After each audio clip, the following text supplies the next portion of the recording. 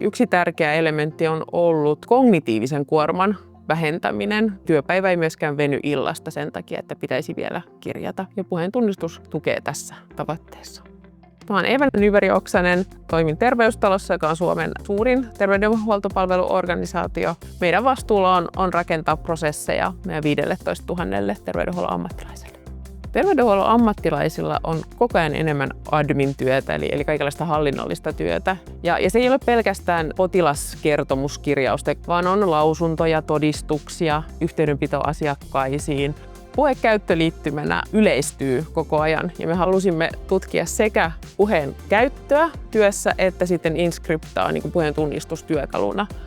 Inscriptan käyttöönotto sujuu hyvin. Meillä oli dedikoidut henkilöt, jotka vastasivat eri ammattiryhmien tarpeista ja sen käyttöönoton suunnittelusta. Sitä edelsi pilotti, jossa saatiin sitten hyviä oppeja, että minkälaisia kysymyksiä ammattilaisilta me voi tulla.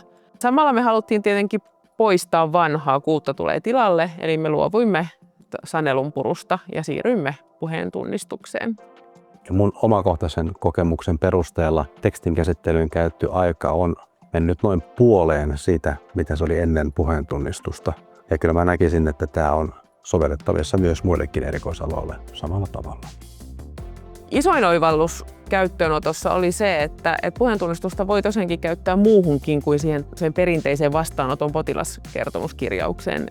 Eli varsinkin työterveydessä sitä otettiin käyttöön tämmöisiin pitkien tekstien dokumenttien tuottamiseen, mitä asiakasrajapinnassa tehdään. 1/3 ajasta tyyppisellä vastaanotolla menee kirjaamiseen ja 80% pilottiosallistuneista koki, että kirjaaminen oli 2-3 kertaa nopeampaa.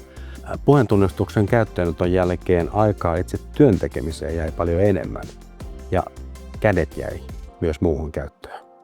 No, aluksi oli aika paljonkin epäilyjä, että kuinka oikein kirjoittava systeemi on, eli ymmärtääkö sitä, mitä puhutaan. Tai ollaan ollut erityisen yllättyneitä, kuinka hyvin lääketieteellistä sanastoa puheentunnistus ymmärtää. Pilottiryhmälle tekemämme kyselyn mukaan yli puolet koki, että puheentunnistuksella he tekivät tarkempia ja yksityiskohtaisempia kirjauksia. 70% kyselyyn vastanneista koki, että työergonomia parani. Ja yksi tärkeä elementti on ollut kognitiivisen kuorman vähentäminen. Eli että päivän aikana ehtii tehdä kaikki niin sanotut kirjalliset työt ja työpäivä ei myöskään veny illasta sen takia, että pitäisi vielä kirjata. Ja puheentunnistus tukee tässä tavoitteessa. Etsimme Terveystalossa koko ajan työkaluja sujuvoittaa ammattilaistemme työtä ja vapauttaa aikaa tärkeimpään. Puheen tunnistus ja Inscriptan työkalu mahdollistaa tätä ja olemme halunneet tarjota sen laajasti kaikkien ammattilaistemme käyttöön.